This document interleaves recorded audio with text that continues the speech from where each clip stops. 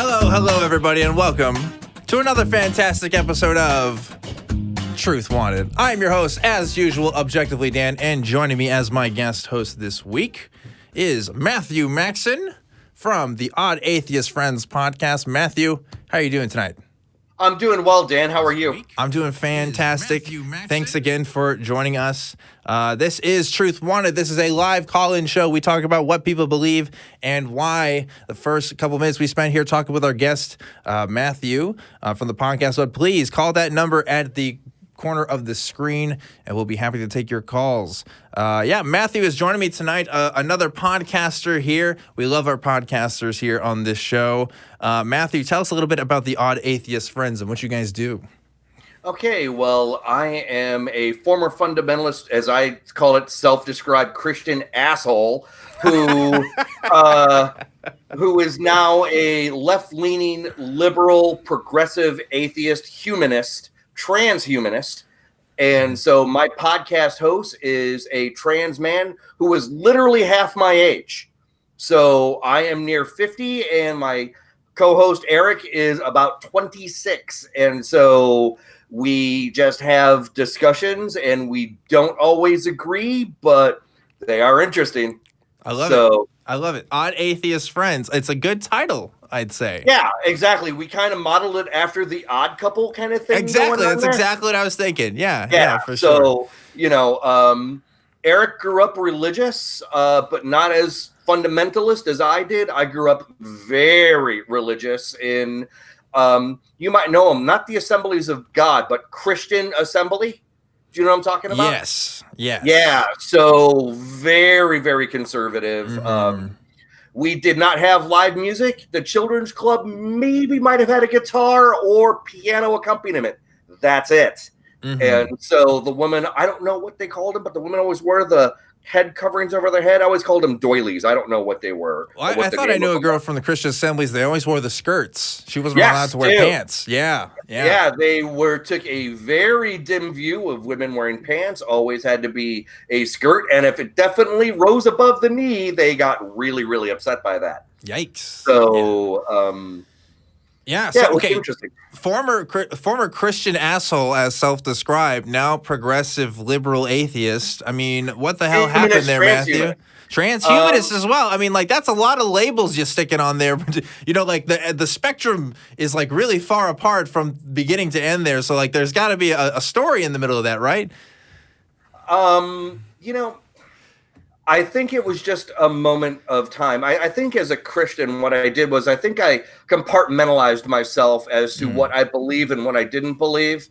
And while I did fairly well in school, it wasn't until after I graduated high school, went into the military, went into the Navy. I'm retired Navy, by the way. I retired in 2010. And I had just done my own learning. The internet was something that really took in, and looking at videos about comparing the stuff that's in the Bible versus stuff that you see, like why the flood did and did not happen, that kind of stuff. And so when you got thinking about some of this stuff, and it's just like, and if you're actually using logic, common sense, and being honest with yourself, the Christian viewpoint, the Christian views of the Bible, other than, let's be loving to each other, which 90% of the rest of the Bible does not anywhere near any of that, is all bullshit. And so it took me about 10 years of thinking about stuff to go from believing Christian to societal Christian. And then about another 5 years of maybe God started it and then evolution took over. And then it went really fast from going from atheist to anti-theist. That took about 6 months. Okay. So yeah, it kind of sped up as it kept going there a little bit. It was an exponential growth was happening. It really was, Dan. So, but it was just one of these things where it's like, once you see the truth of what's going on and the lies that you were taught as a kid growing up in the church like I did, they told you that all the other religions, all the other sects out there were all misbelieving in some way or another. And then when you finally realize that yours is full of shit, it goes quick. You know, it's interesting you say that, because like my Christian upbringing, my experiences were so different from other people's, but I guess everybody's kind of different in some ways. You know, like when you talk about like the lies you were told as a kid, like, yeah, I was definitely told lies, but like I never grew up as like a young earth creationist. So like that whole worldview was never there. The church I went to, the church I went to was fairly progressive. It wasn't like super accepting or tolerant, but it wasn't like women can't wear pants kind of, you know, restrictive. And so like it's so interesting to see, because you said the word, like, now I have the common sense and logic to think that I do now, but it's like, you know, at this point in my life, I don't believe in common sense anymore. You know, I don't think common sense is like, I think it's like this construct that we have because, you know, everybody's experiences are so different, and people's ideas of how the world works are so varied that, like, I don't know what's common anymore, especially now in the year of our Lord 2019. I don't know what's common about anything at all. Like, things are changing every single day, it seems like. So, you know. Yeah, and you know, maybe I use it in the commonly accepted vernacular. Of course, yeah. But yeah, I don't know. Like, it's interesting that you also use the word anti-theist, because people have asked me if I'm an anti-theist. And I don't know how to answer that, in the sense that, like, do I think religion is harmful and continues to be harmful? Yes, like, for sure. But like the dismantlement, or like how, I don't know, if we're talking about what we think we should do about religion, I might have a different response than some other people.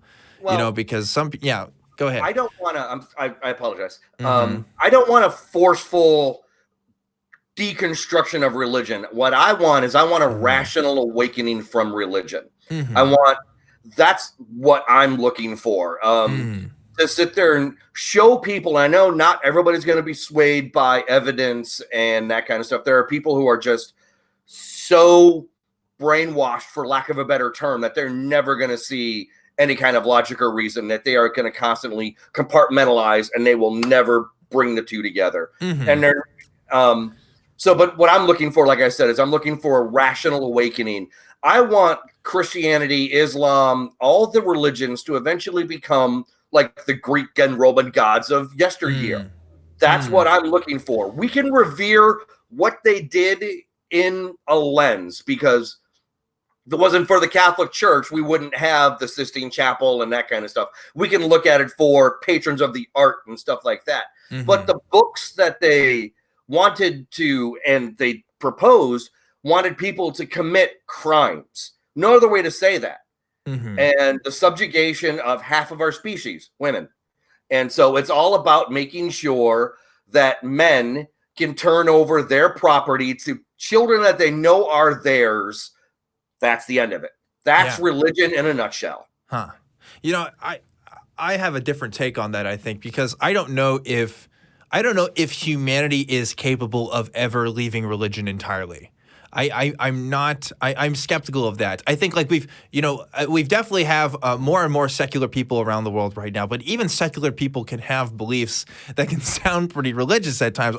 And when I use the word religious in this sense, guys, what I mean is just making claims that we can't really falsify, you know, or maybe something without evidence, something that you and I would probably not partake in having a belief in, right? And so I think it's this idea that I don't know if it's a problem with education. I don't know if it's a problem with social upbringing, whatever it is. You know, religion, as you know, seems to mold over time with society and change as the cultures change and stuff. And I think it's going to be more likely that the religions we have now will be so tame that they'll be watered down enough to where it's not going to be much different from the religious people that we talk to between you and I, as far as general beliefs about the world and how it works. I think it's just going to be a more secularized religion than a religion, you know, leaving the world entirely, right? That would be nice, but you know, I don't think it's I have doubts that something like that's going to happen. You're always going to have the adherents. There's even going to be a small sect of people who will never give up. They're going to indoctrinate their children, and that's going to carry on. It's just going to happen. So and then there's going to be people who are going to be like, oh, well, I meditate or something like that, and that can be considered in some cases quasi-religious or, you know, spiritual or stuff like that. And it's just like, you know, sometimes I just like to get alone and think by myself and chill out. I'm not you know what I'm trying to say? It's not meditation, but sure. You know, I mean, some people are like, oh, okay, well, I kind of like Zen. Okay, great. Yeah. You know, because they just want to, you know, chill out and center themselves. Oh, for me, if I want to do that, I might jerk off. Who knows? Oh my God. Yeah. I don't know. I think you're right. I think there's always going to be cults. There's always going to be small groups of people that believe in like radical ideas and stuff.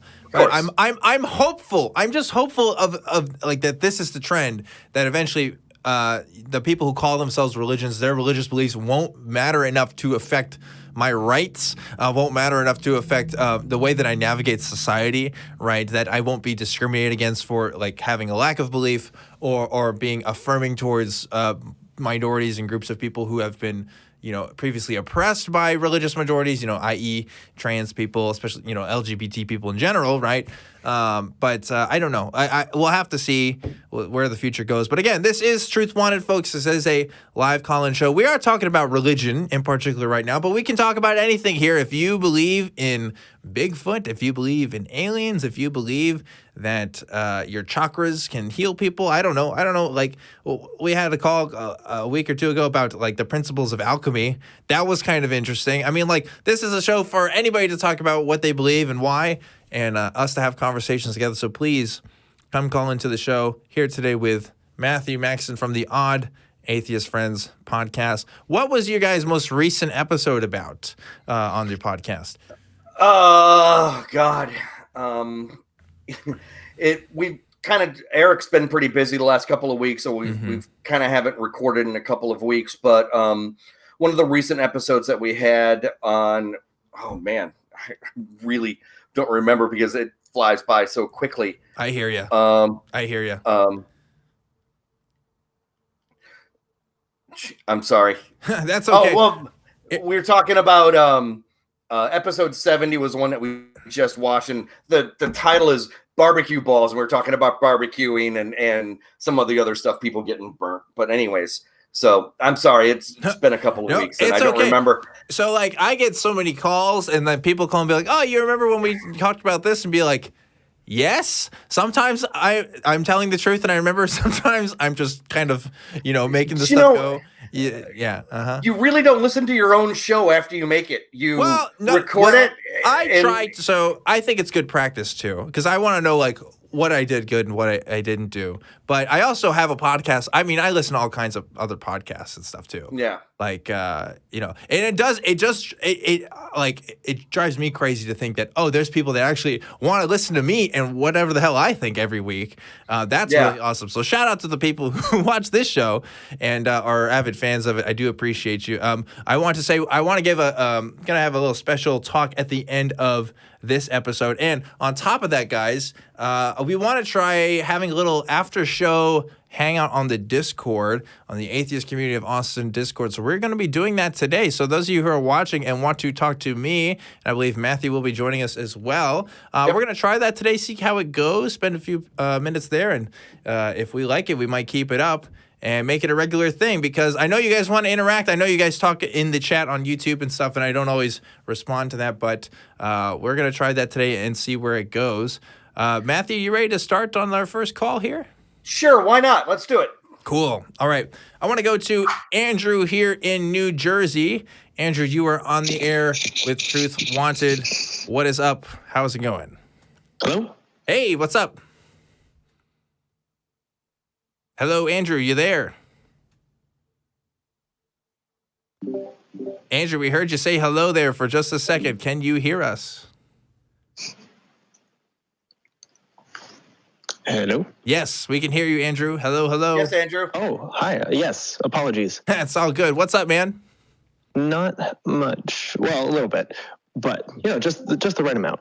Just the right amount. I dig it.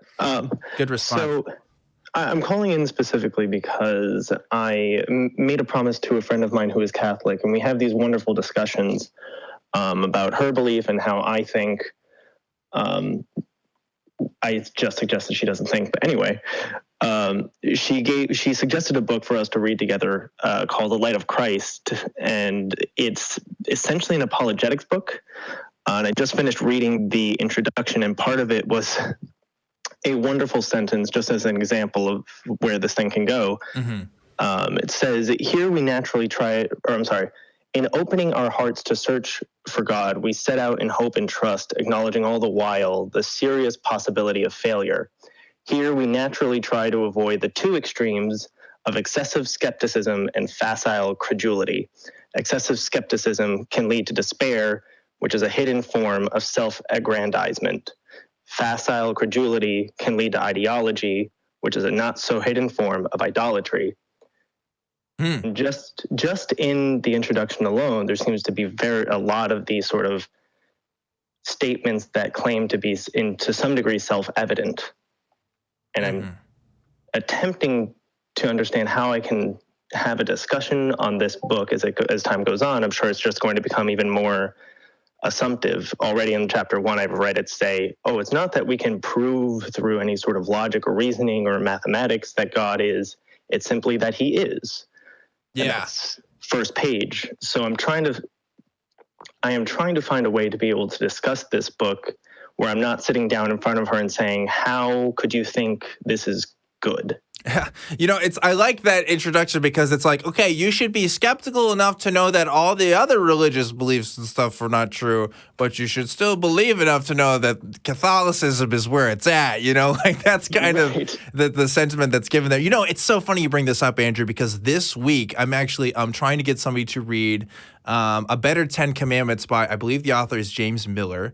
I got to meet him once at a convention. He was really cool. It's a book about secular humanism and just like, how can we as secular humanists, people who lack a belief in God, have ethics? And it's kind of this brief kind of explanation. I'm trying to convince this other person to read it because, and they're worried like about the polemics against Christianity and stuff because they're a Christian. But I'm trying to show them like, hey, like this is pretty mild compared to like Hitchens or Dawkins, it's not as, it's a bit more tame. So I guess my strategy with that is, it's all about framing when it comes to this kind of stuff. And like, I think the most honest thing you can do is give just your genuine response to what you think about what you just read to them, because sometimes it may be shocking to them that you have such extreme, what they would perceive as extreme skepticism towards the author. But I mean, I'm assuming, Andrew, you've been around the block. You've seen a lot of this stuff before, and maybe just a little bit of honesty, especially someone who cares enough to show you, like, a book or doing something together, is going to get their minds thinking about it. Remember, when you have these conversations, I think people really respect that you're being genuine with how you feel about things, and it's easy for us because we know other atheists, right? We know how we can be sometimes with these kinds of conversations. We can be a bit dismissive and we can be a bit hard on these kinds of things. But this is a moment that you're creating with someone that's very personal. And so I think that gives you the avenue or the opportunity to be as personal as you can with your response to this stuff. And maybe point out other examples of how other people have tried to use similar tricks in their writing to kind of convince them that, this what they're writing here is true. What do you think about this, Matthew? Well, I also used to be in that position. Like I said, I used to be a believing Christian. And so it can be a little difficult considering I can be quite vehement. But at the same time, I'm also trying not, if I'm in a personal conversation with people, I'm also trying not to belittle their beliefs while I'm also trying to dissuade them to them. Mm-hmm. I'm not trying to be an asshole to their face. I don't even try to be an asshole. I'm just trying to put out what I believe or what my opinions are. I like to try to have opinions. Opinions can be changed. Beliefs people can kill over. And so I'll be like, look, hey, I understand where you're coming from this. I once thought the way you did. Let's discuss this and try to find some commonalities where you can maybe get some ideas of where I'm at or where I came from. Yeah. Last time I tried the book thing, Andrew, it was about a year ago with a pastor's son, right? And we were actually going through straight up the Bible together. We were going through parts of the Pentateuch. And so, like, we were emailing back and forth. And so, like, every time I responded, I was like, okay, so this is what the biblical scholarship says about this, this, and this. Because this is someone who literally believed, like, oh, Moses wrote these books, and this is all historical stuff. And, like, you could definitely tell there was like kind of a contrast there. I think at the end of the day, why my conversations might have failed in that regard was because I sensed a lot of judgment from them, because when they asked me questions, it was always personal questions about like, okay, so how did you get to the way that you are now? Like what emotional thing happened in your life to where you're so skeptical about these things, and why can't you just believe what you put in front of you? And like, I think when that inevitably happens to you, because generally it does, you just have to be as cool and as calm and as rational as you can be in these conversations, and realize that this is just what they've been taught to ask. This is the pressures that they've been put on, and they're probably working on some stuff themselves. You'd be surprised that people who believe the most are actually struggling the most in their minds. I think what you got here is a great opportunity to maybe convince somebody of something that may not be true. So, yeah. Any thoughts on this, Andrew? Yeah, it sounds. So I've already practiced a little bit with her and already moved past, because I've known her since high school. So we've gone past the screaming at each other until we hate each other and hate ourselves. Great, fantastic. We got past that. There's some married couples that can't get past that. So good that you do this with your friends. But it is an interesting discussion that we had, because where you and myself and Michael can sit down and probably have at least some sort of reasoning conversation. Like we might say a statement and completely disagree, and 20 minutes later realize, oh yeah, we all agreed on that. Yeah, we just didn't know the reasoning behind it yet. But especially this book in particular, and I'm sure she'll come with this as well, is that if you are to be, and it's already technically said this, if you are to attempt to reason to God, if you attempt to use the rules of logic, you will fail. So how do you come across, how would you deal with that type of problem? So that's a bit different, right? We're talking about some precept stuff here. Right? Yeah. Like, no matter what you can do as a human being, your human logic fails, you puny mortal, because God is the one who's in control and created logic, the very thing you use to try to, persuade others that he doesn't exist. So yeah, it's a whole thing, obviously. It's really hard to get around that. And precepts are notorious for being, very adamant about their beliefs. I don't know if this person you're talking to is as adamant, but I will say I would, in this case, approach the historical background to Christianity and maybe show a timeline of history of, because Christianity is the result of a long process of beliefs going back to Judaism and even before that, where we can show archaeological evidence of, look, there's a timeline of how people got to the beliefs and the current constructs of God that we do today. This idea of God being the creator of logic and God being the creator of this, these are not, these are more recent ideas than people realize. And I think if you're able to show a timeline of that, kind of some background information, that might get their heads spinning in the right direction a bit more, because otherwise, if you're trying to, basically they're trying to create a battleground where they're going to win every single time, no matter what you do with it. And I'm kind of showing like, hey, maybe there's a way kind of around this path that we can go to show what makes sense to them. Because I think even if you're a religious person, I hope that you're interested in the history of your beliefs and how they came to be, and show that there's an individual timeline that we can point to some of these things. It didn't all just happen at, in the beginning, right? Like we have evidence of other things happening in the past and an evolution of these kinds of things. So, would you agree to that, Matthew? I would, but I'm also the kind of person where somebody might be a precept and they come at me and I might quote back Hitchens. What can be asserted without evidence can be dismissed without evidence.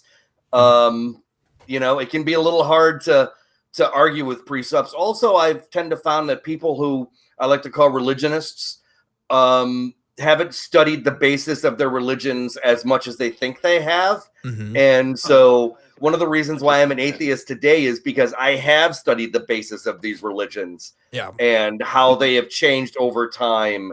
And it tends to be that atheists tend to know a lot about biology, history of religions, and all kinds of stuff.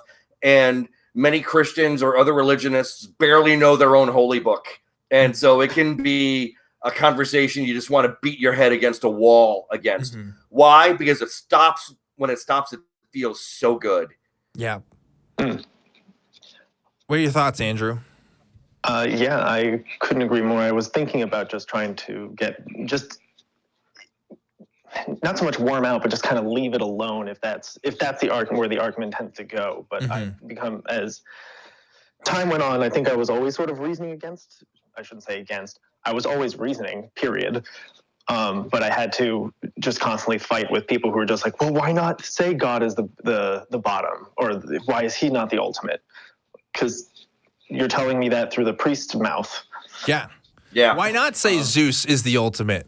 I think people don't realize that what they think is this ultimate is actually a construct, and it's a very human construct, especially if we're talking about the Christian God. It has very specific values to it, and you can't say that the universe is God if we're talking about the Christian God. I think that's something that a lot of Christians try to do. They try to say, oh, he's this big outside thing, but it's like, no, historically that has never been the case. If you ever read what these texts are talking about, like that's not their view of God at all. The person who, several authors probably, who wrote Genesis and the people who wrote the New Testament and the different books of that, they all had different views of God. And like you can very easily point out some differences in these views.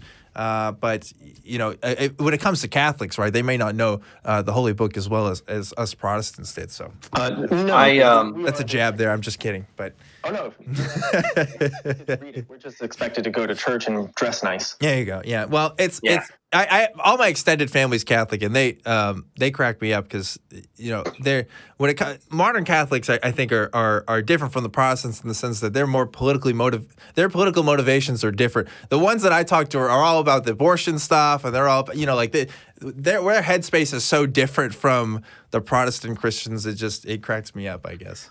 I still have friends who are very conservative Christian from my time in the military, and also from when I was a conservative Christian, and we just don't talk about religion stuff. You just get to a point when you just like, look, we're not going to agree on religion stuff. You can't. Yeah. And so you're like, look, let's just leave this subject alone and talk about whatever else that we have in common, and there just comes to a point when you just got to do that. I think if you value that friendship. But I have lost friendships. I've lost family members when I became an atheist. I've lost people that I've known from the church. I've lost people I've served in combat zones with. And so sometimes you just got to let them go. But there are other ones that I'm still friends with to this day. Andrew, the best thing first of all, let me ask a question. This was her suggestion to read this book, right? Has she read this book? She has not yet. She knows the author.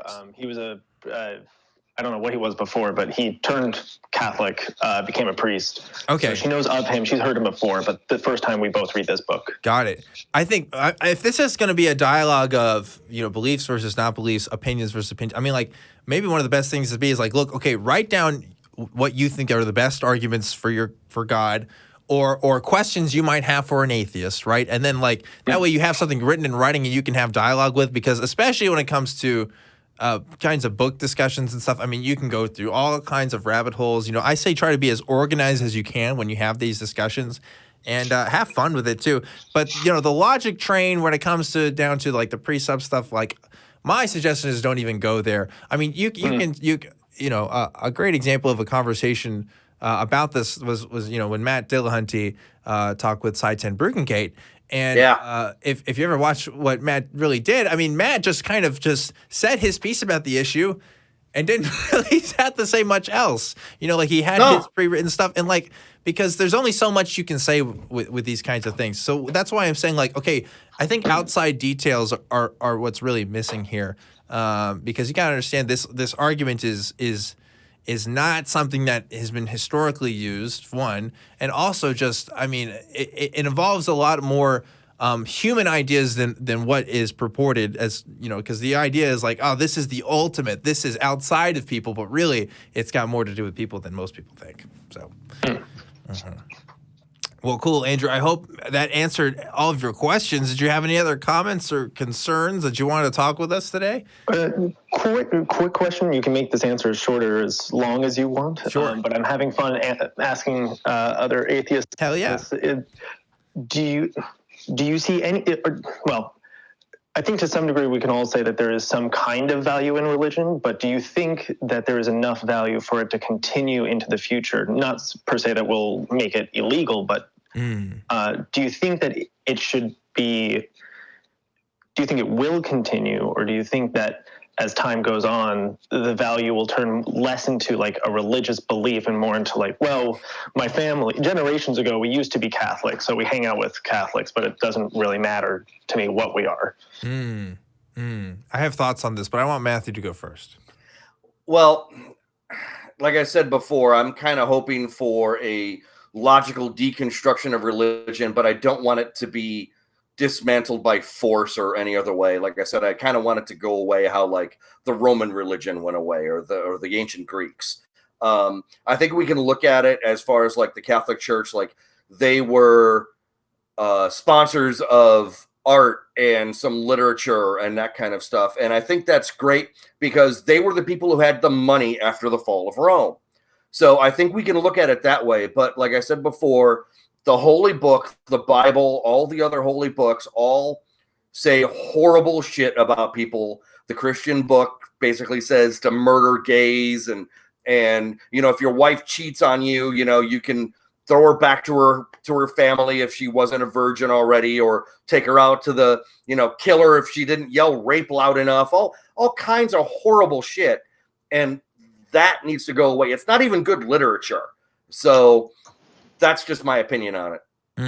You know, I think as long as we live in a secular government and as long as we can uphold those democratic values and keeping that government secular, then our religions will continue to secularize as well.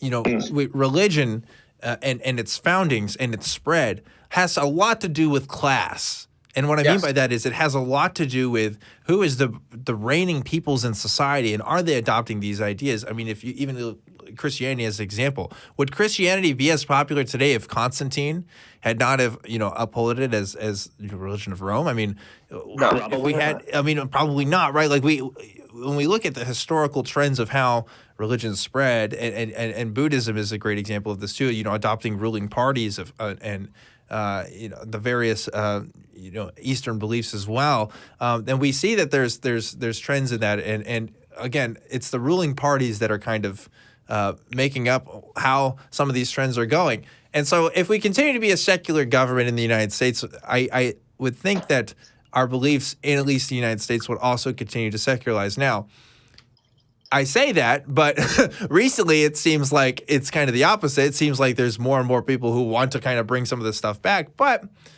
you know, we'll see. I think if we look at general trends, I mean, obviously the world is becoming more secular every day. It may be very slow, but religious people, of course, in the world are still very much in the majority. So, you know, who knows what can happen. But I'm hopeful. I'm hopeful that people's religious beliefs, again, like we kind of talked about at the beginning of the show, will adopt and change to match the cultures. We'll have more LGBT accepting Christians than non-LGBT accepting Christians, for example. You know, like it's just gonna. I think that's how it's gonna go. I've got several friends who are younger, like in their early 20s and that kind of stuff, and they are almost all of them are very accepting of gays and trans people and that kind of stuff. They do not care. Yeah, they really don't. It's middle-aged guys like myself who are holding on to these beliefs because their dads gave them to them, and so they're just trying to continue. They're the typical conservative as far as not wanting change. Yep. Or it's just fear. Fear is a part that of it. Too. Yeah. There's a bit of that. Yeah. Well, Andrew, thanks so much for talking to us today. Really appreciate the call. Thank you, Andrew. Yeah. Thank you. Yeah. I'll probably be calling in again, so thank you. Awesome. Hope to hear from you soon. Peace. Yeah. Great call. Great questions as well. Loved it. It was a great caller. Yeah. You know, like, it's so interesting to see even how atheists feel differently about how religion's happening right now in the world. You know, like I when I was a kid and when I was religious, it seemed like the majority of people I knew were Christian. And so the worldview I saw was just Christian. Everybody in the country was Christian. But like now that I'm so friends with so many fucking atheists, it's like, oh, wait, there's way more secular people out there. I just had kind of my Christian lens on and I made a lot of assumptions about other people's beliefs. I assumed everybody I met was Christian. Do you know what's kind of funny is, I'm sorry, I didn't mean to interrupt you. I apologize. Go for it. When I grew up, I really wondered why other people weren't my religion. And I used to ask my friends from the school bus, hey, come to my church with me, who live close. None of them ever did. And so I seem to remember very few of them going to church now, or going to church then. But now it's like we've swapped 180 degrees. I am the not going to church, sleeping in on Sundays. I play Dungeons and Dragons on Sundays, as my church used to call it, devil worship. And so hence the chaotic good shirt. So, it's a Dungeons and Dragons thing. So anyways, and a lot of my friends that I see from high school, they go to church now. They take their kids to church. It's like, I remember you being a slut in high school. What happened? Oh my gosh. That just reminds me of a story. When I was a kid, I went camping in the Boy Scouts, and there was a dad that went on this huge rant about Harry Potter, because Harry Potter was really big at the time. And it was just like, I loved at least I loved the movies. I never really read the books. It was just like, that's another example of, that's a different kind of Christianity. Like, what's up, man? Like, it's just the book series and movies. Like, there's no religion in that at all. And what I find, it's witchcraft, all right? It's witchcraft, and that is of the devil, Matthew. So it's like they're all bastardized Latin, or they in one of the movies they said Oberto. Excuse me if I'm probably, or instead of like open, Oberto is Spanish for open. It's like they're using other like non-English words and trying to say it's the same thing. It's just like, no, it's for kids or for young adults or for like middle-aged guys like myself who want a little bit of escapism, a little bit of fantasy. It's a nice little world to get in, and I think that she should be congratulated for creating a world that's wholesome, that really doesn't have a whole lot to do with religion, but still talks about good versus evil. Yeah, okay, but realistically though, and I just want to point out here, folks, I am stalling just a little bit because we have open lines. We don't have anybody else in the call queue right now. I'm surprised. This has not happened in a really long time. So, guys, please come in and call it in, talk to us. We have open lines here. We definitely want to get to anybody who wants to come ring in. Like, how many people do you think actually got into magic after reading Harry Potter? Because I would bet it's in the thousands. I would bet. What kind of magic? What do you mean by it's in the magic? Tens of thousands, right? It has to be. What do you mean? What do you mean by magic? Like, I'm talking about people who, who either post pictures of their spells or recipes on Tumblr, or maybe they're joined that kind of crap. Yeah, like that kind of stuff. Yeah. Like people who say that they're witches and all that stuff. I knew a girl who said she was a Christian witch, and that was kind of interesting. I didn't know what that meant. It's funny because the Bible says that witches need to be put to death. That's what I said. I was like, what is that? I don't know. Because you can just make stuff up at that point, I guess. If you're going to be casting spells, you might as well just make everything up because... Well, it's funny because like even that... because I did see some articles in magazines and that kind of... and online that said that, that witchcraft and Wiccan is gaining some popularity after the movies and that kind of stuff. But like any other religion, it ebbs and flows. But they're just doing what we did as Christians and saying, yeah, I felt something must have happened, but nothing did. So where are my witches at? Witches, call into the show. Witches and warlocks. That's what we need on this program. I touched on that briefly when I was stationed out in San Diego. Oh, yeah? I mean, yeah, I had a girlfriend who was a quasi into that a little bit. And, when you're trying to get laid, what I'm saying? You're going to, Did you cast a spell? Is that no, I did not. But, okay. I tried to cast a line and I got rejected. But anyway, so, but yeah, so, I read a couple of books on some stuff and, I was still kind of breaking away from my Christianity then at that point. This was the late 1990s. Okay. Like 95, 96. So I was starting to get the feelers out for, is this crap? And I was reading some of this stuff. I'm like, this doesn't seem any different to me than Christianity. It's just a different set of stuff. Yeah. Yeah. That's so weird to me because like, so a big reason why I'm was a Christian, I should say, I am not a Christian anymore, was because I grew up around Christians. Like that was just part of my culture. And like, people usually don't grow up around witches, right? That's kind of its own thing. So like, I'm wondering how much of the personal identity kind of goes into that. If and this isn't to like shit on people or anything like that, but like if this is a belief people adopt because they want to be different from people, or maybe this is something that they figure out. Maybe they know some friends and their friends kind of get into it. Like it's a multi-level marketing thing. I don't know. Like I genuinely just don't know how you can find something convincing, because unless you show me a spell or unless you can show me something that's working, I wouldn't become a witch. I wouldn't have a reason to, or a warlock or whatever, Yeah. heck it goes for those.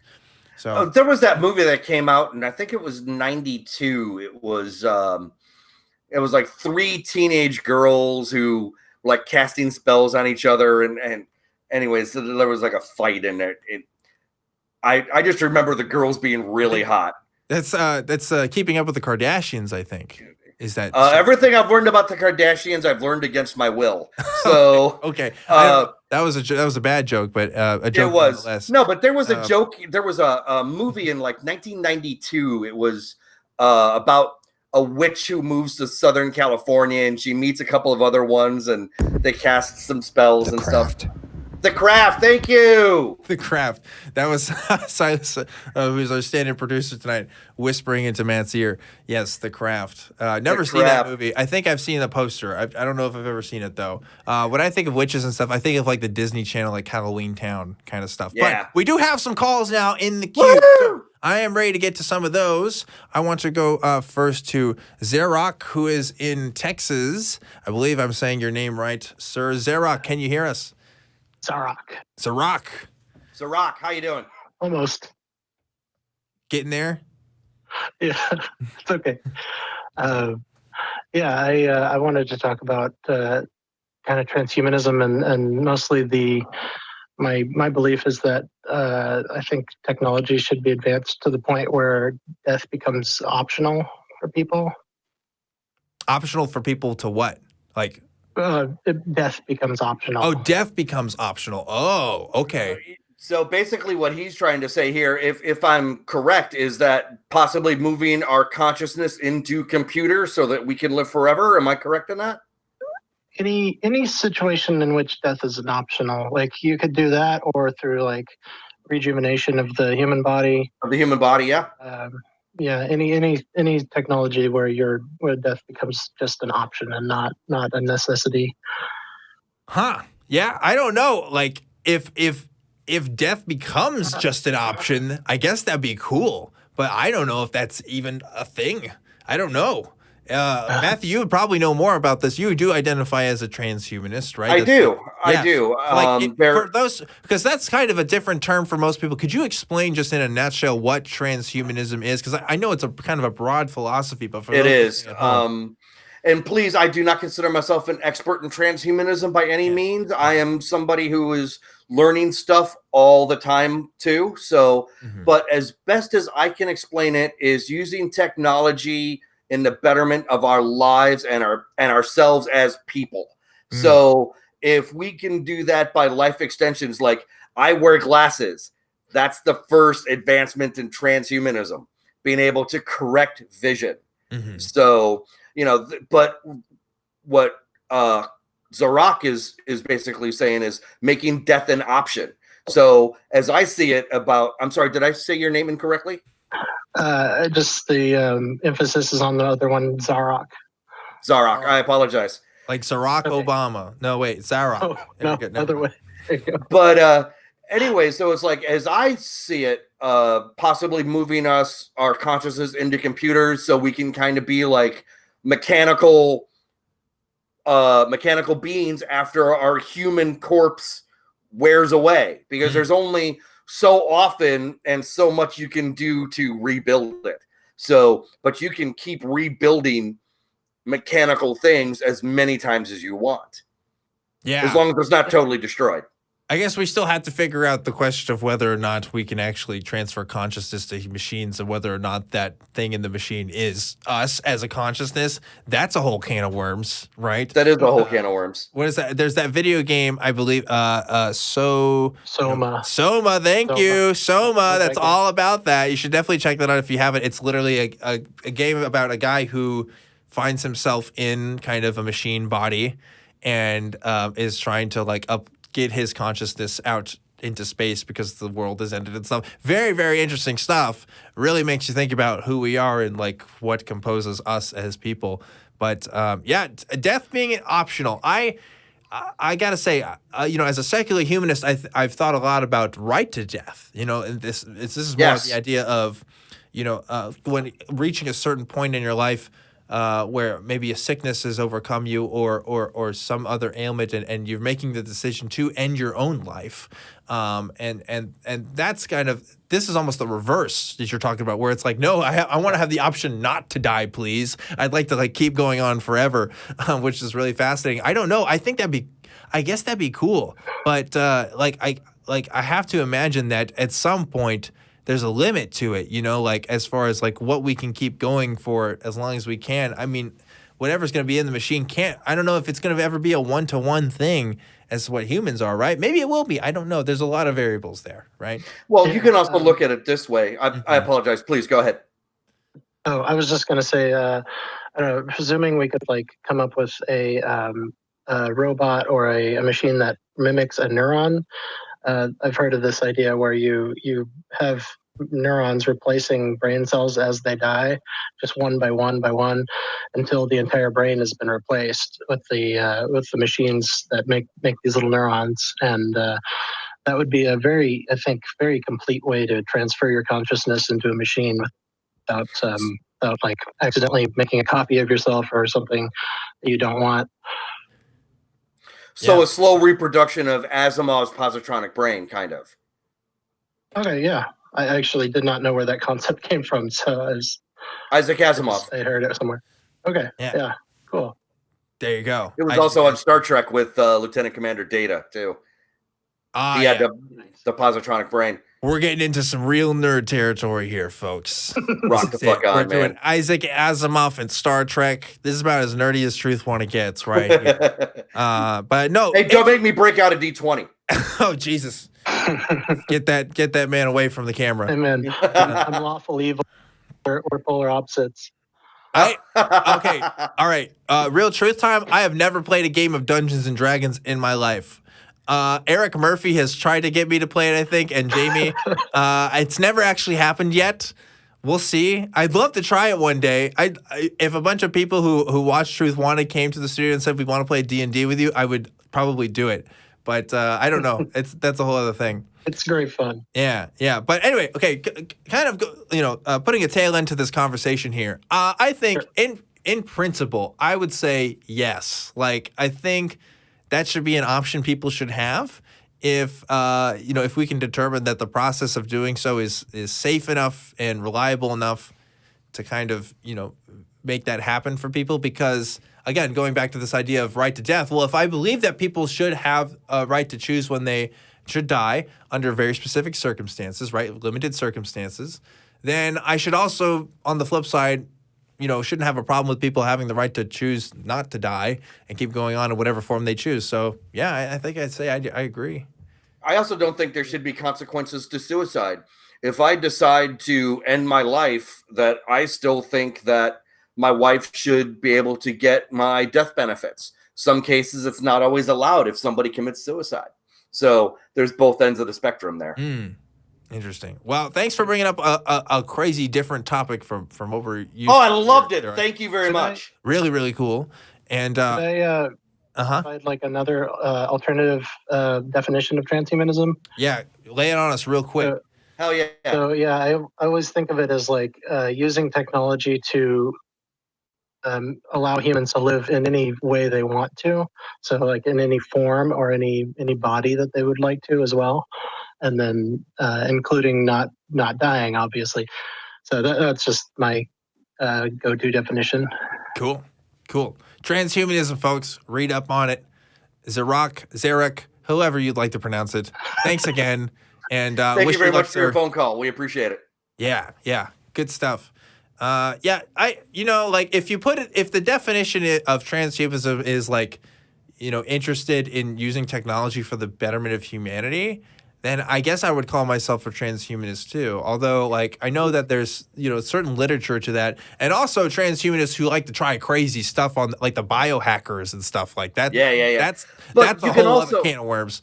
You can also look at it in certain ways too, that what we're doing right now is transhumanist, because these voices that we're recording right now will go on into prosperity as long as humanity survives in some kind. As long as they find a way to keep going with the internet or store this in some way, our conversation will keep going. But that's transhumanist. Hold on, Matthew. You're making the assumption here that this conversation is for the betterment of humanity, and I would not make that assumption, sir. I think that, it could go either way, to be honest with you. Well, I think it's entertaining to some extent. Yeah, for sure.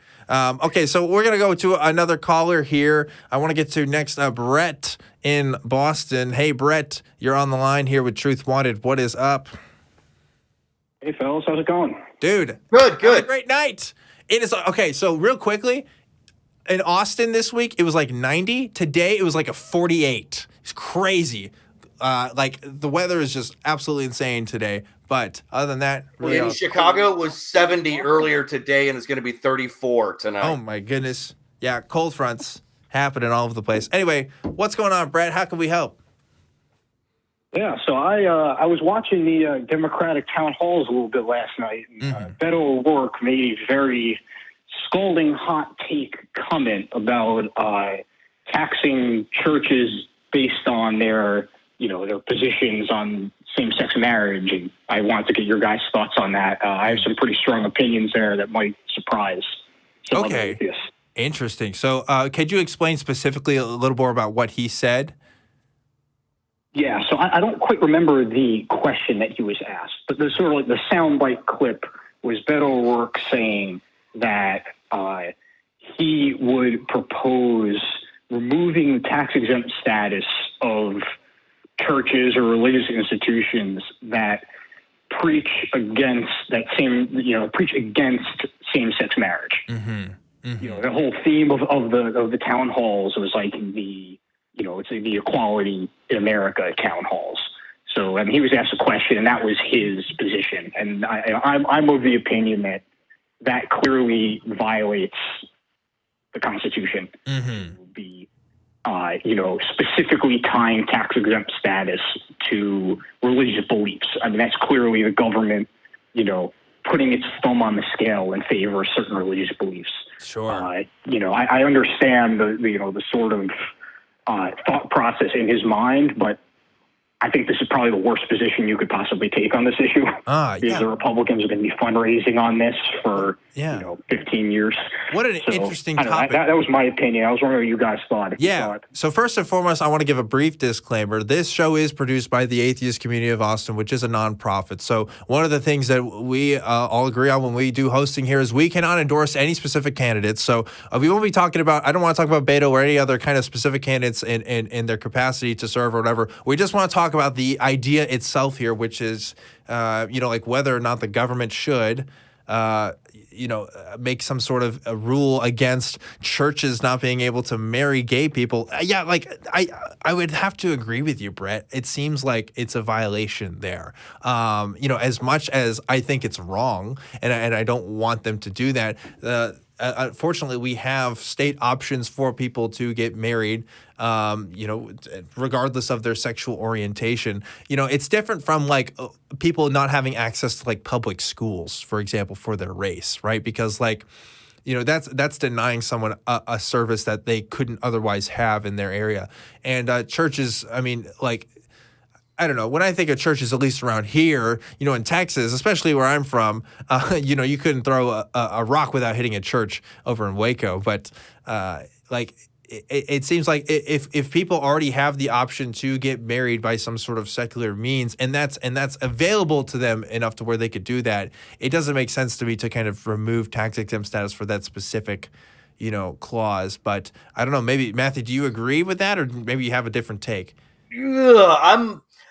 I'm kind of firmly in the opinion that if you talk politics as far if you're a 501c3 tax exempt organization, and you say gays can't get married, you're espousing a political opinion, and you shouldn't be doing that at all. Okay. If you want to talk about your religion, fine.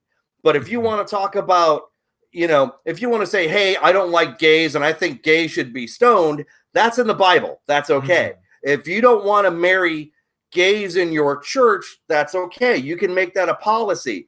But if you espouse that opinion in saying that we will support political figures who support this, then you're making a political statement. That's where you run into action. And so I think it can be actionable. And so if you endorse a politician as a church, you are running against the 501c3, which is the tax exempt status organization. Okay. Wow. That's I'm on board with you on that, specifically that if you're going to be preaching politics from the pulpit, you should not be you should have your tax exempt status revoked. But that's an issue of political meddling in general.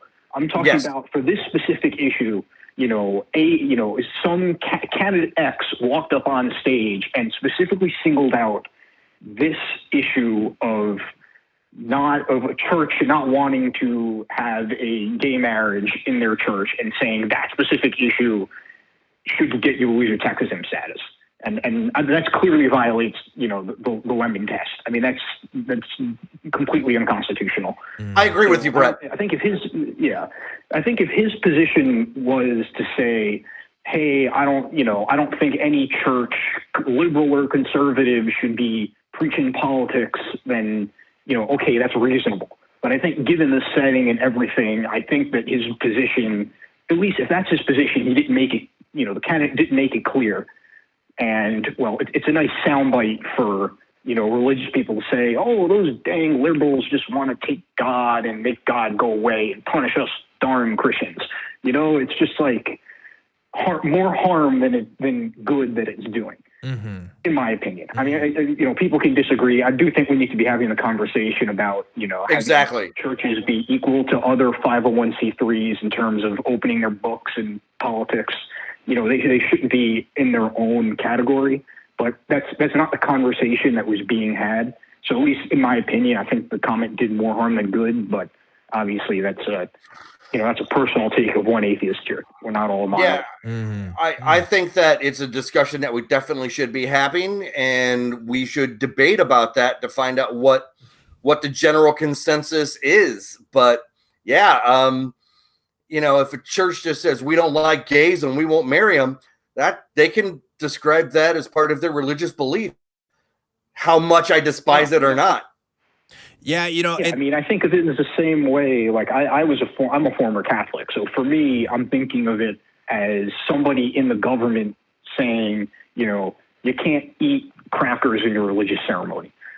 Because, obviously the Catholic thing is you receive the hosts and communion and all that good stuff. Yeah. That's clearly targeting a theological issue where there's no real secular purpose for the law. To push back on that argument that, to push back on that, Brett, because I do think there are certain practices that we do say that or we would want not to happen. For example, female genital mutilation. Stuff like male that. Genital mutilation. Or male genital mutilation. I mean, I think of female specifically because sacrifice. Yeah, sacrifices and stuff like one. Yeah, those are definitely religious practices that we definitely, I think, as a secular government should want to have laws against. So yeah, it does kind of cross the line there. But I think the difference between that and what we're talking about here is, we can demonstrate that that's causing harm. The vaccination stuff's another one where it's like people won't vaccinate for religious reasons and stuff.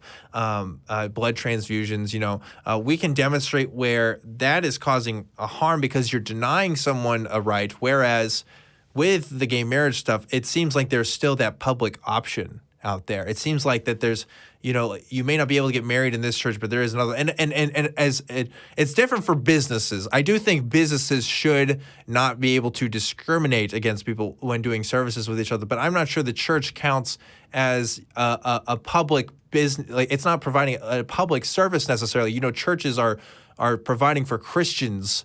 You know, they're not providing for Muslims the same way or Jewish people the same way. So. They're exclusive in nature. Yeah, exactly. So they're not like a public business, like, you know, a guy baking a cake, you know, master cake. Exactly, correct. You know, if you're advertising online, you have a public storefront. Yes, you know, I'm not some libertarian atheist here. Like, correct. Like, you know, I think that guy should have to serve whoever walks in the door. And that's my opinion too. Like, as far as like, you know, the Hobby Lobby stuff, the Chick-fil-A stuff, you know, like the master cake shops, like if you're providing a public service for people, like that's how, you know, businesses are kind of defined in this. You know, if you want to have your own, if you want to just bake cakes for friends out of your basement, and you know, and you don't tell anybody about it other than your friends, and it's the word of mouth, like sure, you should be. But who cares? But yeah. I mean, you can't be a guy with a public storefront advertising, "Hey, come in here and I'll bake a cake," and then somebody walks in and you say no. You know, that's obviously a problem. Now this is once, because I remember reading a story. This was a year or two ago, Brett. Maybe you know about this. There was a Catholic woman who was a teacher at a Catholic school, who was fired as a teacher because she had posted Facebook photos of her gay wedding. And that one gave me pause, because it's like, well, it is. I don't remember that one. You know, I don't remember the names obviously, but you know, this happened a few years ago, and that gave me pause only in the sense of, well, we are taking away somebody's livelihood here, like as a teacher and stuff, and like I don't see how them being a teacher and them being gay are like related at all. Like I don't know how one is going to be influencing the other. So that's definitely like, I mean, obviously they're discriminating against them because they're gay. But it's not a public school, and it's not like, you know. Yeah, so at that point, it's there a was little different, you know. Yeah. There was another Catholic school. Go ahead. I'm sorry. There was another Catholic school here recently that fired a teacher for having a child out of wedlock. It's like, when I heard about 6-8 months ago, something like that. Yeah, and same point. Baylor University, I remember there was a similar thing. Girl had a baby out of wedlock. It was they were threatening to, you know, take away her ability to be a student at the school. You know, so yeah, those are ones where it's a little more hazy. I don't obviously I don't want those things to happen. I don't want people to be fired from their jobs, especially if it's on the grounds of something like their sexual orientation, which shouldn't have anything to really do with, you know, them teaching kids. Like, it's not like they're going to be in relationships with kids or anything, or they're going to be teaching about, I don't know, at a Catholic school too. But yeah, it's different, because it's all about the framing. Because if you if you think about it from like a religious point of view, you know, if you assume that these Catholic schools are essentially extensions of the church, which is probably what Catholics would say. Yes. Then it makes sense, because it's like, you know, I think you should be, the people in the religion should be allowed to, you know, fire or hire leaders who actually are part of the religion. Yeah. Like, I don't think if you're, you know, let's take like a clergy project thing. You know, if they find out that you're in the clergy project and you don't believe anymore, like, I kind of think that the church should be able to remove you, because well, you know, it's part of the religion. You got to be part of the religion to lead the religion. Yeah. You know, I understand that argument. So it depends. I guess it depends on what you consider the schools. If they're just like an extension of the church, then I kind of think that they're allowed to sort of pick and choose, as long as this stuff was made clear ahead of time. Yeah, which sucks to say, because I don't really, you know, want people to be losing their jobs for things that are clearly not a problem in the 21st century. But I don't know. It all depends on the framing and the legal arguments. Yeah. For sure. Well, Brett, definitely super interesting discussion. I'm glad, because I don't know if we've really talked about that particular topic, at least the original topic, on this show before. So yeah, I love new stuff, talking on here and hear people's opinions, and you have a great one. I think you know, it's obviously well thought out, and please, we should definitely talk about this one more. Anybody else who wants to call in to talk about this kind of stuff, the more legal talk about religion and how we handle it in our society is interesting, and we don't do it enough on here. So Brett, thanks again for calling, and thanks, Brett. Look forward to hearing from you again. Guys. Take care. See ya. Yeah, for sure. Like, it sucks to say that, you know, that a church should have the right to do that, to discriminate against who they want to marry in their church. But like, ultimately, when it comes to like a legal argument, it seems like if we want to protect, and again, they mentioned the Lemming test, right? About like, what is a violation of the church and state. It seems to be in the clear in that front. If we're just talking about churches, again, we're not talking about denying someone the access of education or something. Well, you got that lady down in, what was it, Kentucky? Yeah. The county clerk who refused to sign marriage certificates for the county. It's like, she was definitely violating the law. For sure. But what do you expect for bumfuck Kentucky? You know, I mean... Well, she was in service of the government, right? So that's different. Exactly. So she 100%. She was in the wrong. Yeah, and that's a more clear case when it comes to just churches who organize themselves for these kinds of things.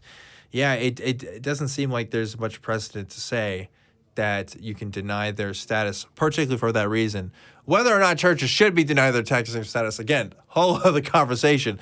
Definitely should get into sometime. But we do have at least another caller here today. Awesome. This is Manuel in San Diego. Manuel, how are you doing today?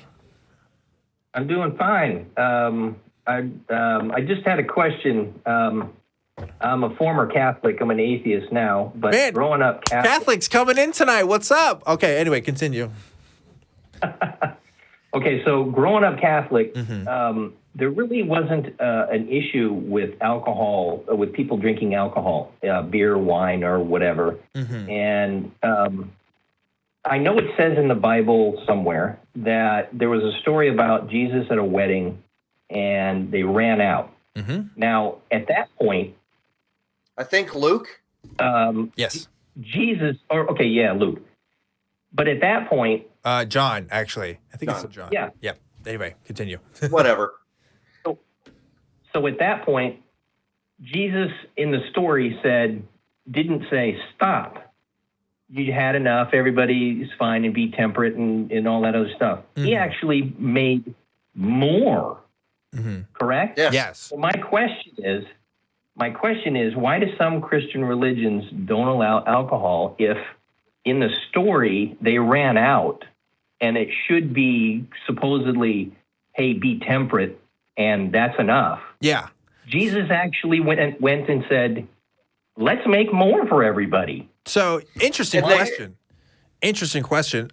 First, there's a couple different things I would think of for this. I think Matthew also has a response here, but one, we should definitely be super clear that the kind of alcohol that they were drinking in that day was very different. We're not talking about Austin. We're not talking about Austin IPAs here. Okay, we're not talking about vodka. We're talking about they were fermented very differently, and it wouldn't be quite as effective in how we would get drunk today versus how they would do it then. And also the fermentation process of what they used was a cleanser for some of their water and stuff back then. They would, it would the water make the water safe to drink. Yeah, it would be safer to drink as far as because that's what alcohol does. It kills germs and stuff in there. And so like there's a long historical precedent for cultures doing that. That's answer number one. Okay. The second thing is the Christian church also, I mean, as we're talking about Catholics especially, has a history of developing alcohol. In fact, if you go to these old monasteries and stuff, tons of them have all kinds of beer. And like they are basically these breweries out there because they practice making, this craft of different kinds of alcohol. So it is interesting to see that there's different movements in that. The temperance movement is a movement kind of, I believe, early 20th century that really is a lot more modern than what people think. Yes. And so the temperance movement was kind of this idea of seeing alcohol as harmful because, again, it's talking about the modern effects of alcohol because you couldn't go to a bar in Jerusalem necessarily. Like it wasn't like, the way that they structured that stuff wasn't the same thing. Now, did they sell alcohol in public places? Absolutely. But like they didn't have the same kind of social connections, I think, that we do now. And the access to that was kind of different too. So, I mean, again, when it comes to religion, people make up their own stuff about what they believe all the time. Yeah. But, it is a bit different. I mean, the culture then, especially for weddings was, you did drink alcohol and you kind of had these gifts for things. And like Jesus, I think in that story was in the parable was definitely fulfilling kind of, a Jewish tradition in that sense. Matthew, do you have anything to add on to that? Yeah, it was funny because my church went through that same kind of dichotomy too. Now, when we had the breaking of the bread ceremony, we actually broke pieces off of a loaf of bread and drank out of a communal cup, I'm surprised nobody got like super sick, or they basically said, if you're feeling well, don't partake. But Holy Spirit, just telling you. Yeah, the Holy Spirit. Yeah. But we actually drank real wine. And the first time I had the communion or the breaking of the bread services that he called it, it shocked me that it was real wine. I was 15. And so I just took a sip and passed it on. But I was honestly a little surprised about it. But I remember I was a member of my church's softball team. And so after softball, we went to like this place for like Chicago hot dogs and that kind of stuff, right? And some of the other, like the league was not other churches, but like other businesses or whatever, right? And they're like, oh, well, we're going to a bar. Do you guys want to come with us after the softball game? And one of the guys who I remember said, no, we're a church. We don't drink. And so it's like, I thought about that for a second. It's one of the things that got me thinking. It's like, wait a minute, we have wine in church with the breaking of the bread, but yet we don't have beer. And I know other Christians who, this got me thinking later on, that they drank all the time. And I'm like, why do we not drink? I don't get it. And it's one of that story in the Bible about Jesus making the wine was also one of the dichotomies that got me thinking. I'm like, what is going on with this? So yeah, that was a story that got me thinking. Mm-hmm. Yeah. And when they ran out, they made more. And they said, why did you bring out the best stuff last? Yeah. So yeah, it just befuddled me. And that was just a comment, I guess. Yeah, no, it's an interesting thing to point out for sure. I think, obviously most Christians are concerned about drunkenness and stuff. And the Bible definitely talks a lot about, but when they ran out, they made more. Yeah, no, for sure. Like not only totally more, but good stuff. Yeah. It's again, it is a different kind of drink than what we talk about today, but there is a cultural significance to that story. And Matthew actually just brought it up here, where they're talking about the wineskins themselves. They said you brought the best stuff first, because the idea was if you had these wineskins that are carrying this stuff, they would eventually, not work as well over time as you keep reusing them. And so you would want to put the best stuff in first, because as they're breaking in time, then you get the not great stuff, because if the wine spills and it breaks open, then it's not as big of a deal. And so him kind of doing this miracle, the story was like, he's kind of telling a greater tale here. There's definitely a bit more context to this than what we would imagine today, because, we don't deal with the problem of wineskins and stuff. But see, it's one of those things where it's like, yeah, if you don't know, hey, Christians, you're right. You got to know the context of the Bible, if you're telling these stories. So, yeah, I agree with you. It does make sense. Christians should be okay with drinking alcohol, because Jesus did. But yeah, Manuel, I love San Diego. Woo! I lived there for like 6 years. I love San Diego. We're doing a weather report right now. Emmanuel, what's the weather in San Diego? It is, I'll tell you what, it's 72 average, and about 62 is the low. So my God. It doesn't get cold. So it's colder in Texas right now than in San Diego? That doesn't make any sense. I rode motorcycle for 10 months out of the year when I was stationed in San Diego. I love San Diego. Climate change, man. Climate change. I'm telling you. And I have two motorcycles that I ride all the time. So there we go. Well, Manuel, thanks for asking the question. Have a good one, man. Really Take care. Appreciate it. We'll see you next time. Fun stuff. Yeah, that's definitely something I thought about too. You can point out all kinds of little things like that, especially like the actions of Jesus and what we do now. I'm trying to think of some other examples, but I don't know. And the alcohol one is definitely one of them, right? The dichotomy of the consumption of alcohol in the Bible versus other religious people who I knew who did occasionally drink beer and who did occasionally drink wine at home. They weren't out getting fucked up or anything like that. But I knew people who said, oh, well, that person drinks from time to time. And it's that snarky talking about people shit that I used to hear all the time when I was a Christian. So when it wasn't a fashion show on Sunday morning, they were talking about people behind their back. Yeah. listen, like this, Austin has corrupted me. Let me tell you, like I am so different from this little Christian boy upbringing. I have a vape pen now, guys. I'm admitting that right now. I have a vape pen. Okay, like this. Actually, today is my 10-year anniversary of quitting smoking. So, oh, great, good job. But yeah, like this, I'm doing stuff here that I would have never guessed just in my upbringing, just because, like, again, it's the judgment and stuff, right? I definitely probably drink now more than I ever did back in Waco. Silas, the producer, just did a gigantic puff in front of me. I wish you guys could have seen that. That was really amazing. But yeah, it's like, this is what happens. It's his fault, by the way. It's Silas's fault. He probably vapes here more than anybody. But I used to get shit for smoking. Like, I remember like elders of the church, like, they knew I was a smoker. They're like, oh, you need to quit smoking. That's bad for you. I'm like, really? Half the people here smoke. Yeah, that's another thing. Oh, the smoking stuff is This was so 80s too. This was all in the 80s too, and we're like, we could still smoke in bars in Chicago. Oh yeah, and so it's like you could smoke anywhere in the 80s in Chicago area. Yeah, that was before my time. I wouldn't know, but for sure, I do want to get to one more call here tonight. Awesome. I'm just going to switch to them. I know that they're still talking to the call screener here, but we're just going to try to pop them in real quick. I want to get to David here in New Jersey. Hey, David, you are on the line here with Truth Wanted. What is going on? Hi. Yeah. Hi, David. Yes. Hi. What's up, David? You're on the show. What do you want to talk about? Oh, hello. Yes. Yes, and I've seen your show a number of times. Also, I've seen Matt, and it's very interesting that so many of you are coming from church backgrounds, and probably some evangelical or Catholic, and then you've left to become atheists. Now, when I was around 15, I hadn't had much church experience, and so I'm the guy who, my dad says, well, we're going to church, and he'd become a Christian. And so I'm entering a church for the first time, not really believing in God, believing in evolution, there's no God. All the Bible stories are a myth. And now I'm trying to figure out what is Christianity? You know, and I went through the process of trying to figure out what it was and have maintained that faith.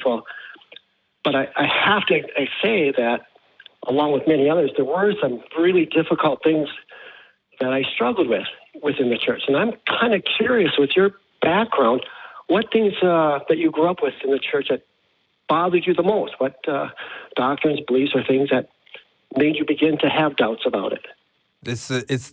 I'm making this motion here. I shouldn't have done that because this is the internet and they'll make a gif of anything. But yeah, it's the sexual sins, right? Like that kind of stuff, the temptations, that was really touched upon. I remember in high school, I was with a girl, and this is another story about reading books with Christians. She wanted me to read Wild at Heart, which is this book, basically, long story short, I think, is enforcing like biblical gender roles between men and women and stuff. And even then I was kind of like, I don't know how I feel about that. But yeah, there was definitely like a sense of guilt for my, feelings of wanting to have sex with people or being attracted to people, to others, which now it's just like, it's totally accepted because that's how human beings are. And we should be probably more open about it than we really are, at least in positive, healthy ways, right? Yes. I mean, that's probably, if you ask most people, they'll probably put that on their top 5 for sure. I think the list gets more diverse from there. The other thing was the fear. Like the fear of just doubting God's existence. Yes. Because God is this sacred thing, and he is your dad. He is your father. It is a father figure, and they do not hide the fact that he is a father figure, okay? And you want to please your dad. Like, you want to do the best for your dad. If you have a good relationship with your dad, that's the kind of, mentality they want to go for. And if you go against your dad's wishes, you're going to disappoint him. In the Methodist upbringing, right, you're going to disappoint him. If you're a Baptist, you're not just going to disappoint him. He's going to punish you. So there's, there's different levels of how that works, right? And so, like, you want to avoid disappointing your dad or being punished by your dad and stuff. So you're not going to question certain things. You're just going to accept the things as they are. And as you know, that's how abusive relationships kind of work, right? You're not questioning things, just kind of going along with the flow. But that comparison aside, there definitely was this fear of even questioning doubt or having doubts in general, which is, I think, probably one of the biggest hindrances of people leaving, because they don't want to disrupt that relationship that they have with their father, right? With, what they call God. So would be my two things. Matthew, what were yours? For one, it was the doubt that if you were having doubts and you weren't praying hard enough and you need to work harder on getting God's will accentuated through your life and your actions and everything else. And I'll tell you what the other one was. Dungeons and Dragons. I grew up during the Satanic Panic. And so the 70s and the 80s. And so I started playing D&D in 1984, and I was told directly that playing Dungeons and Dragons was Satan worship and casting spells was evil. And I said, rolling a D20 and saying fireball is not devil worship. So, and I was said that specifically by one of the elders' wives. I remember because it was right around my birthday, which is right around Easter usually. So, but I remember that specifically. And so it was just one of those things that was like, wait a minute. I am a true believing Christian. I was 14 years old when this was said to me. And I was a true believing Christian. I had been since I was 5. And so I was confirmed. I was baptized. I was a brother in Christ according to this religion. And yet I was worshiping the devil and a devil worshiper because I played a game that required imagination and rolling a die. Yep. If you ask a Christian. So now you look. Yeah. Ask 10 different Christians what Christianity is. You get 11 different answers. Right. Yeah. So that's what it is. Anyway, David, go on. Well, okay. Now, so you knew you weren't worshiping the devil. So that was an extreme then. I would imagine that's kind of an extreme that you felt. Now, when you look back, you say that was just so extreme and kind of harsh to be upset about Dungeons and Dragons. Am I correct? That's how you look back on it now. Look back on it now, yeah. Then I was just kind of questioning it. I was like, you know, like I said, I was a 15-year-old kid, and I just kind of went, "What?" Right. But now, as a 48-year-old man, I'm like, "What the fuck?" Yeah, but even at the time, though, it didn't seem. I'll bet it didn't seem right to you even at the time. No, it did not. No, well, of course not. I mean, I remember being 15. I mean, I had a deep sense of what I was thinking, and I knew what I was thinking in my head. Well, I came in as raw, just knowing nothing, and I know I started to have friends that were growing up in this Christianity, this church, and it was a whole different world. It was, and I have to admit, my parents, who were never in the church ever, and lived very well. I don't know. My parents were hardworking, wonderful in that way. My dad drank a lot. They were about to get a divorce when they decided to keep the family together and start going to church, which I thought was a good thing. I mean, the good part that I remember, my dad changed enough, and he started to seem to care about me. So I didn't have that background. I'm afraid I didn't have that. Although, shocked, surprise, we couldn't go to the bowling alley. We couldn't do this. All of a sudden, you tell a 15-year-old has been pretty much doing whatever he wants to do. That was not the good news to me. That was hard. I can understand people. I can understand you being upset about that. That doesn't make sense to me. In my youth group, I apologize, David. But in my youth group, we used to go, like when I was in high school, junior high and high school, we used to go and do stuff. Like we would go bowl as a Christian youth group. Mm-hmm. And we would go to we would go do stuff. We would go see movies, we would go to like Disney movies on a Saturday afternoon, I see. Right. Mm-hmm. Yeah, okay. So a little balance there. It wasn't all harsh. Yeah. No, and like I said to the caller before us, that we had a softball group that we joined. It was a secular league, and they let us join as a church youth group. So you've got these early 20s adults and high school kids playing softball with anybody else in the Chicago softball league. Okay, Dan, you too. You had participation in youth groups and stuff? I wasn't in the softball league, although I do feel like if you're the only Christian softball league, like you should be blessed by God and you should be winning like every single game for his glory. So if you weren't, then clearly you weren't really on God's side, right? But besides that, I mean, I did the bowling thing. Like we did the Wednesday night. Okay. I mean, my youth group, we used to watch we used to watch The Walking Dead on Sunday nights whenever it came out when they had the new episodes, man. My youth group was pretty cool. But like, you know, that again, it's like wherever you go, there's going to be different tolerances and different acceptances of what's cool. Then what turned you on? Okay, the sexual things that you can't. Sex is just for marriage. Period. Correct. That was it, right? Yep. Correct. No touchy feely. No bad thoughts, and no actions on those bad thoughts. That thinking the bad thought was the same thing as doing it. Yes, that was definitely a thing. If lusting upon a girl is the same thing as acting upon that lust, like that was definitely that's interesting. Interesting. Well, I didn't. I learned a little bit different, quite a little different theology that lust is something that takes time. The momentary thought thing is not sin in itself, but you just. Oh no, I was explaining was dwelling and acting on it, not necessarily just having temptation. Because after all, how can you be tempted if you didn't have thoughts? You know. But anyway, so what really then turned you away? Just that at those when you're because of the. Well, I would see my experience was this, if I may share. I had a very immoral dad. I knew he was out with other women, not just out drinking. Mm-hmm. And, I was kind of glad to see he came back and was faithful to my mom. I wasn't happy that my dad was cheating. So you'd say cheating would be wrong, right? Or no? Oh, yeah. I grew up in the 60s. Was anybody, anytime, anywhere? I mean, I went through that whole sexual revolution thing. Yeah. That was like, that was bizarre, actually, when you look back on it. Mm-hmm. Don't you think, or not? Well, so you got to understand. So, like a lot of the modern Christian right, as we understand it today, is a response from the '60s and like the sexual revolution and stuff. 100%. The '70s and the '80s is when a lot of these kind of evangelical groups started to come on the rise.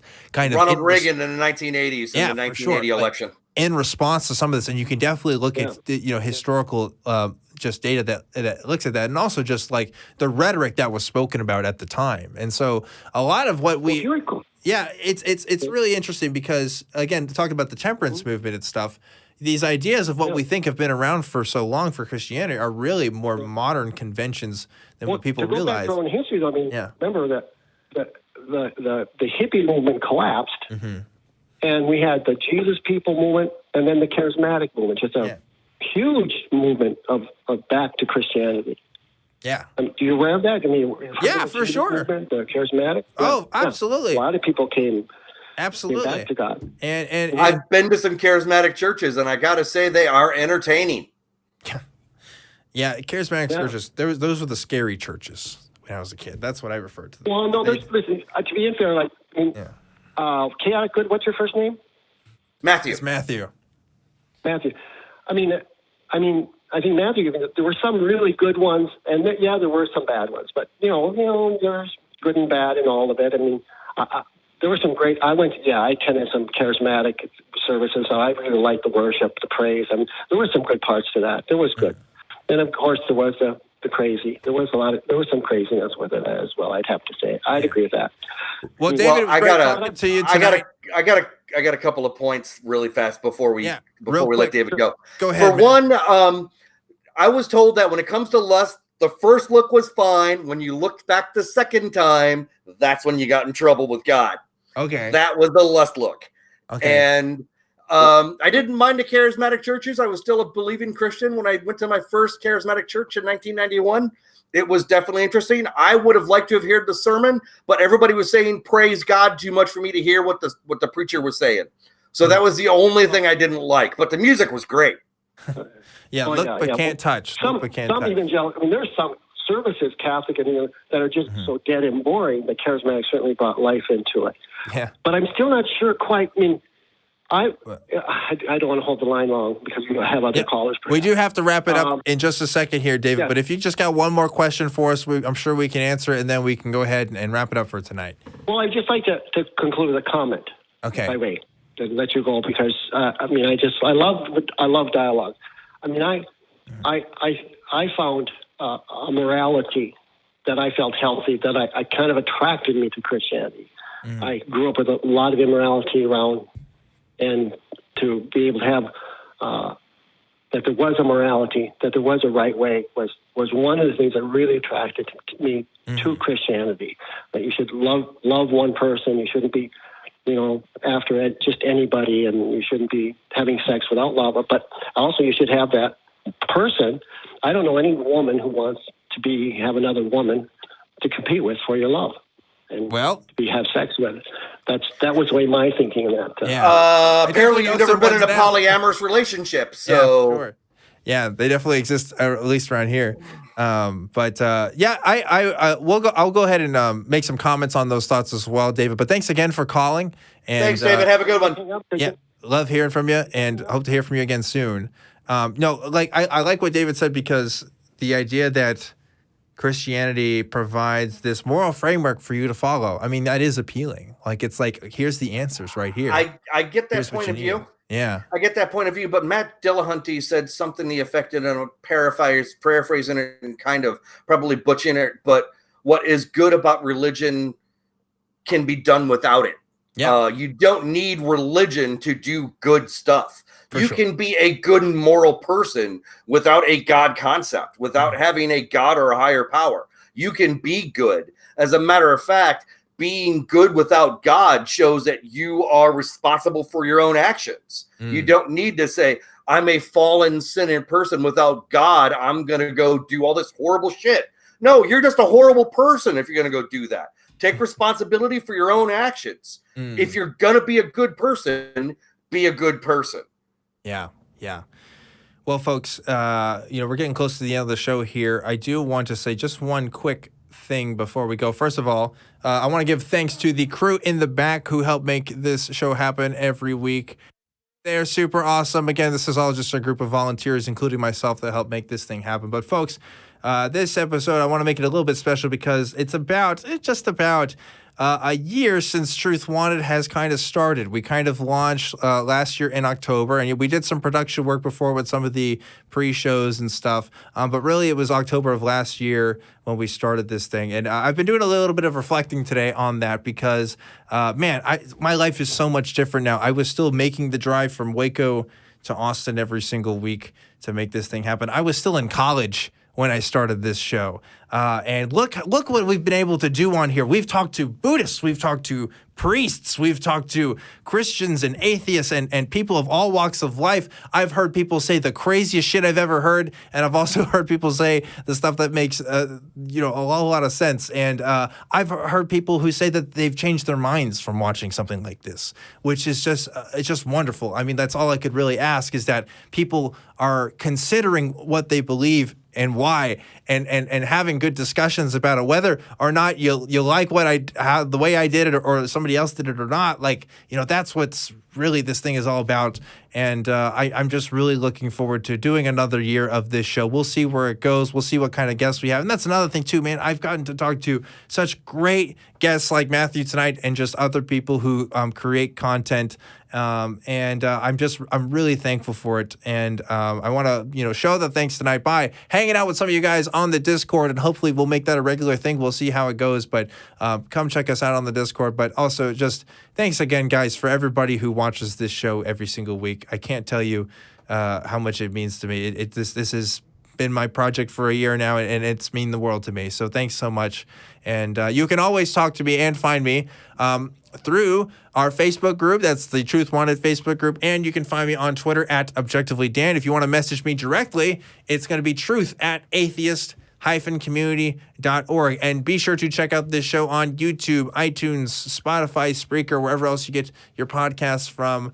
And you can find it on there. And if you really like this show and you want to show your support, definitely check us out on patreon.com/truthwanted. All that money goes to making this show and the ACA an even better place than it already is. Matthew, where can people find you at? Well, they can find me at the Odd Atheist Friends podcast, on Twitter at OAF Podcast, Facebook, the same thing. We have a YouTube, all of that stuff. And so, yeah, come by, say hi. Like I said, it's myself and a trans guy half my age talking about whatever runs through our minds. And we're usually just sitting literally on our tattooed asses talking about shit. Nice. Yeah. Guys, thanks for making this year really, really special and really, really awesome. And I look forward to another year of awesome conversations, awesome people, and having a lot of fun. And that's all for tonight's episode of Truth Wanted. Remember to keep always wanting the truth. Catch us on the Atheist Community of Austin Discord, and I'll see you next time. Bye.